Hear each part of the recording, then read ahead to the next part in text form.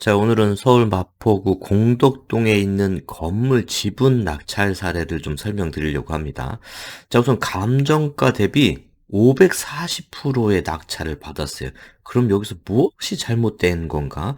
541%에 지금 세 분이 입찰을 해서 2등은 이제 2억에 썼는데 1등은 5억까지 쓰셨습니다. 아직 그 매각 결정 기일은 아직 잡혀져 있지 않은데 후속적으로 요거에 대한 이제 배당까지 여부를 좀 한번 추적해 보려고 합니다. 자, 그러면은 이제 제일 문제가 감정가 대비 이렇게 높게 쓸 수 있는 건가? 뭐 이런 의문이 생기실 거예요. 자, 그 부분에 대해서 집중적으로 설명드리겠습니다.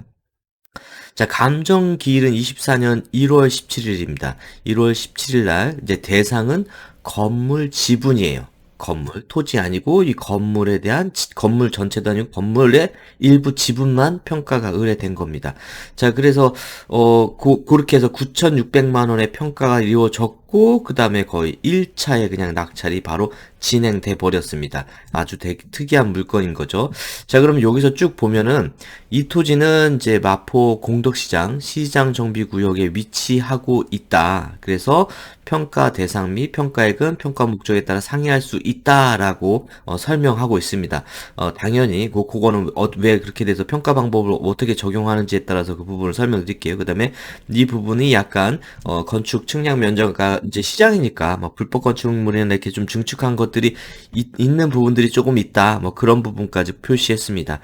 대상 부동산은 보니까 어쨌든 건물의 토지는 빠지고 건물에 대한 지분 97.23%의 지분이 이제 평가 대상입니다.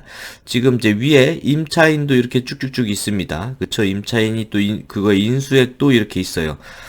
그 다음에 말소 기준 권리라고 이제 요건 아마도 이제 근저당 잡힌 거에 대한 기준인 거고 최종 낙찰 보면은 그 소유권 가등기까지 인수를 해야 되는 부분이에요. 그 다음에 임차인들도 인수를 해야 되는 겁니다. 뭐 이제 낙찰 가격 대비 임차인들 뭐 이 인수 금액은 상대적으로 높지는 않은데 소유권 가등기까지 있는 건데 왜 들어갔는지 뭐 좀 고민을 해봐야 될 것 같습니다. 아주 관심이 가는 물건입니다.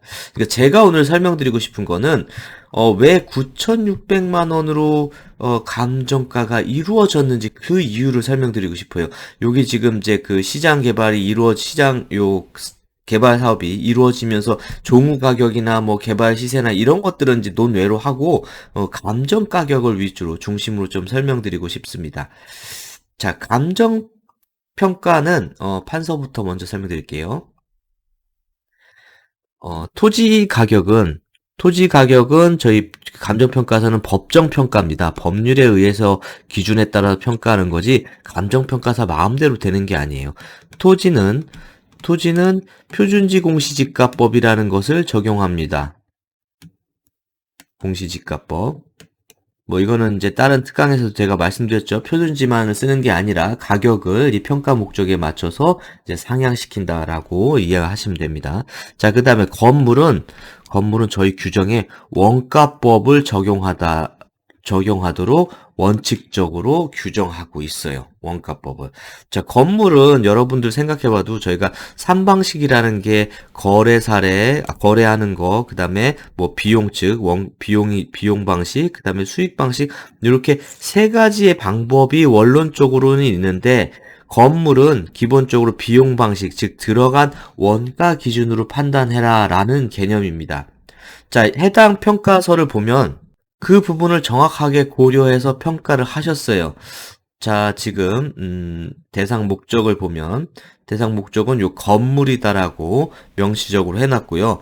그 다음에 요 평가사님도 요 본 사업에 대한 것들을 조금 쭉 서술을 해놨습니다. 요게 지금 정비사업구역 내에 있는 거고 이거는 지금 경매 목적인 거지 정비사업의 개발에 따른 그런 걸 반영하는 가격이 아니다라는 걸 표시하기 위해서 정비사업에 대한 걸 해놓고 그 다음에 뭐 현황인 것 쭉 써놓고 이제 그 감정평가 방식에 대해서 설명을 하고 있습니다. 그래서 지금 원가 방식, 비교 방식, 수익 방식이 있는데 요건 불필요한 얘기인데 건물인 경우에는 이렇게 원가법을 적용한다. 원가법을 적용한다. 그리고 최종 가격도 원가법을 적용해서 가격을 결정한다라고 앞에 서술하고 실제 건물 가격 구할 때는 건물 신축 단가표라는 거는 저희 평가사들이 한국부동산원이나 부동산연구원이나 이런 데서 제공되는 이제 표예요. 뭐 이렇게 구조 용도별로 급수별로 단가가 쭉 주어져 있습니다.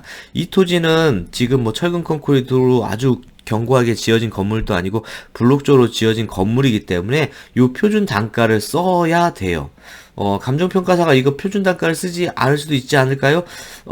법에 규정되어 있는데 그 법을 어기면서까지 평가를 할 수는 없습니다. 그래서 요 표준 단가를 가지고 저희가 가격을 판단한 거예요. 그래서 요 표준 단가 중에서 이제 최종 단가는 이제 100만 원으로 판단하겠다라고 하셔갖고 100만 원으로 판단하고 그다음에 시간이 지나간 거. 그다음에 저희는 관찰 감가라는 걸 합니다.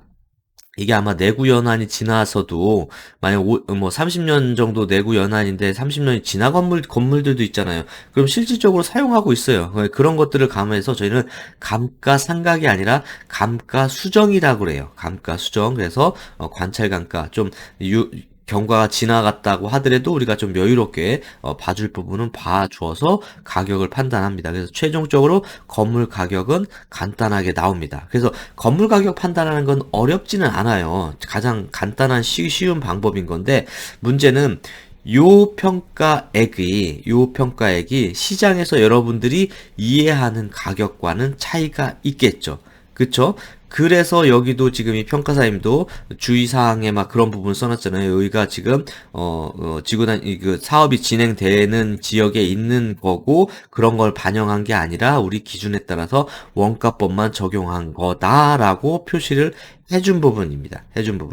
만약 이제 요것이 사업에 들어갔을 때, 우리 뭐 이제 나오는 여러 가지 요인들이 있잖아요. 이제 그거는 또 다른 얘기인 거죠. 그거는 다른 얘기인 겁니다. 그래서 그 사업으로 인한 뭐 추가적인 혜택들은 배제하고 오로지 평가 기준에 따라서 원가법만을 적용했기 때문에 일반 투자자 입장에서는 이거 지금 딱지가 얼만데 뭐 개발하면 얼만데 뭐 그런 것들이 반영될 수가 있죠. 그래서 2순위에 쓰신 분들은 2억 정도는 이제 투자해도 내가 나중에 사업이 진행됐을 때 돈 벌 수 있다라고 생각하신 거고, 1순위 들어가신 분은 5억 정도로 판단하신 겁니다. 그래서 어떤 분이 맞을지는 이거 아마도 시간이 좀 지나가 봐야 될 부분일 것 같아요. 근데 하지만 여러분들한테 설명드리고 싶은 거는 이 9억 6천이 잘못됐다라는 게 아니라 9,600만 원은 평가 방식에 의해서 평가를 한 부분이다.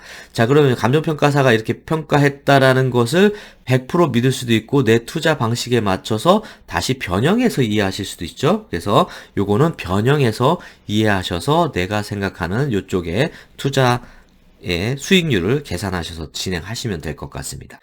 자, 그래서 오늘은 감정가 대비 500% 이상 그것도 1차에 낙찰받은 건물 가격 어떻게 나왔는지 그 부분에 대해서 설명드렸습니다. 감사합니다.